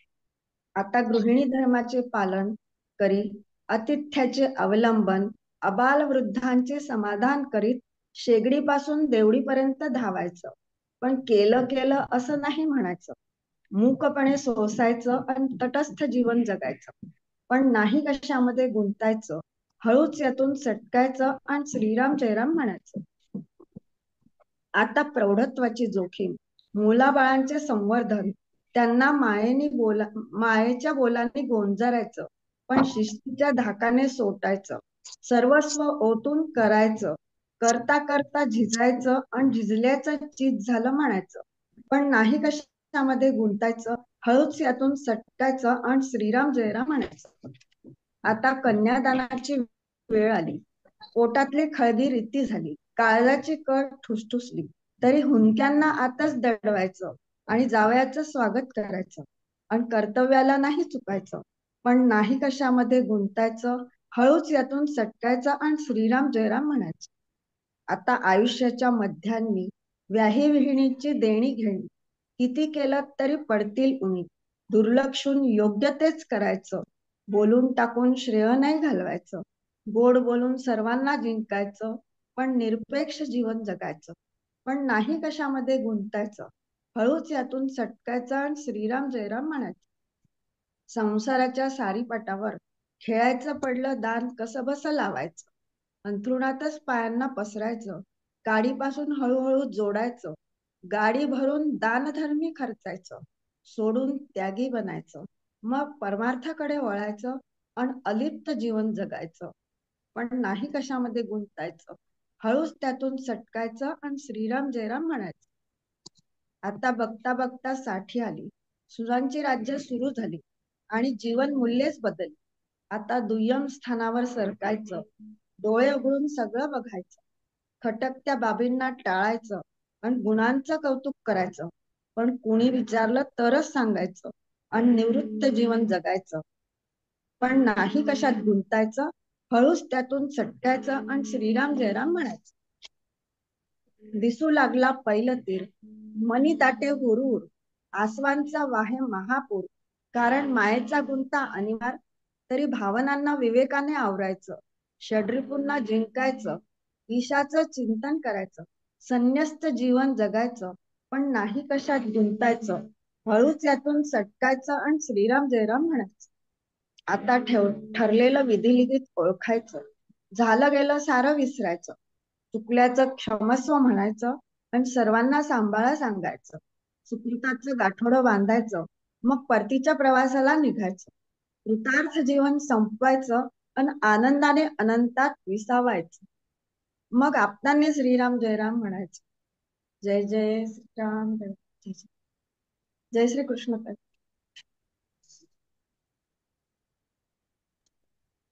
जय जय श्रीराम. खूप खूप कविता की आपलं गीत कसं पूर्ण करायचं, पण कशाने ऐकायचं आणि राम नाम घ्यायचं. आवाज नाही येत. करता आवाज नाही, आवाज तुटतोय. अनुजाई येत नाही खूप आवाज. सुंदर कविता म्हटली.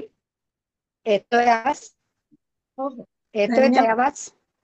हो हो हो नीट नाही येतोय, येत. थोडा रेंजचा प्रॉब्लेम आहे. हा, हा. ओके.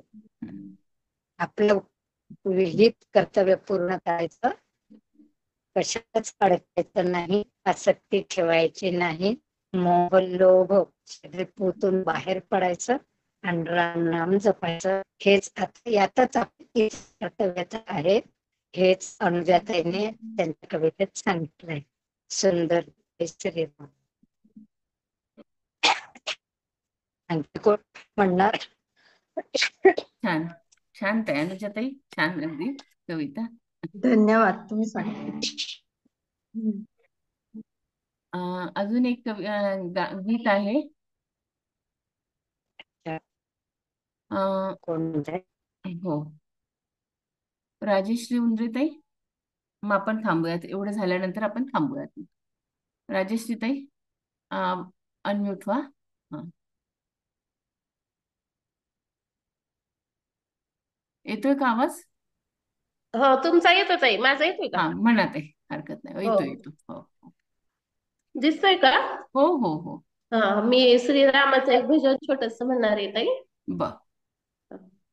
श्रीराम ताई बोला, हे काय श्रीराम म्हणतो बोला, तुमचा ताई, व्हिडिओ ऑन आहे का? राजेश्री ताई, मंत्र टाळ हा वाजवू नका, टाळ वाजवू नका. टाळाचा आवाज येत नाही आणि टाळाच्या आवाजामुळे तुमचा पण आवाज येत नाही बघा. बर, नुसतं हा, म्हणते मग. नुसतं म्हणा, नुसतं म्हणा. आवाज येतोय ना आता? हो हो हो. श्रीराम बोला, श्रीराम बोला, श्रीराम बोला, किती मंत्र हा सोपा, किती मंत्र हा सोपा. भवढोई हा संसार सारा, भवढोई हा संसार सारा, क्षणिका पण सावध रहा, घालीन का छापा, घालीन का छापा, घालीन का छापा, किती मंत्र हा सोपा, किती मंत्र हा सोपा. उठता बसता कार्य करिता, वदनी राम नाम घेता, उठता बसता कार्य करिता, वदनी राम नाम घेता.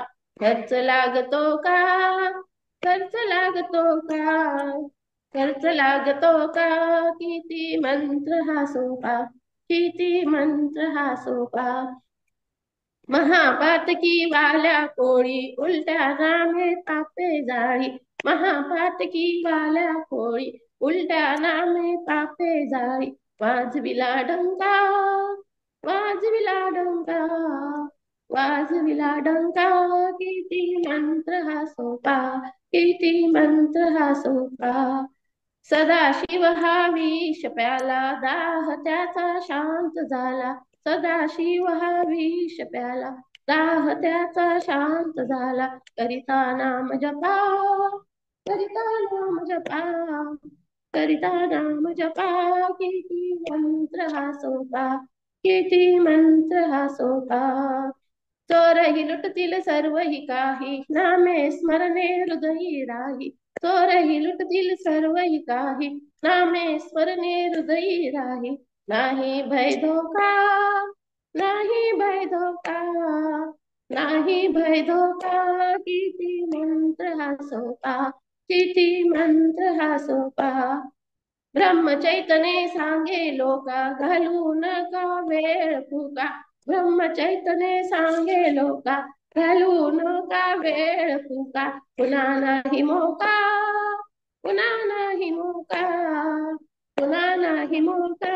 किती मंत्र हा सोपा, किती मंत्र हा सोपा. श्रीराम बोला, श्रीराम बोला, श्रीराम बोला. किती मंत्र हा सोपा, किती मंत्र हा सोपा, किती संमंत्र हा सोपा. जय श्रीराम. जय श्रीराम. राजश्री ताई, छान मंत्र मी तुमच्या गाण्यातून, आणि इतका सोपा मंत्र सगळ्यांनी जपावा, हाच आपला हेतू आहे या विवेचनाचा.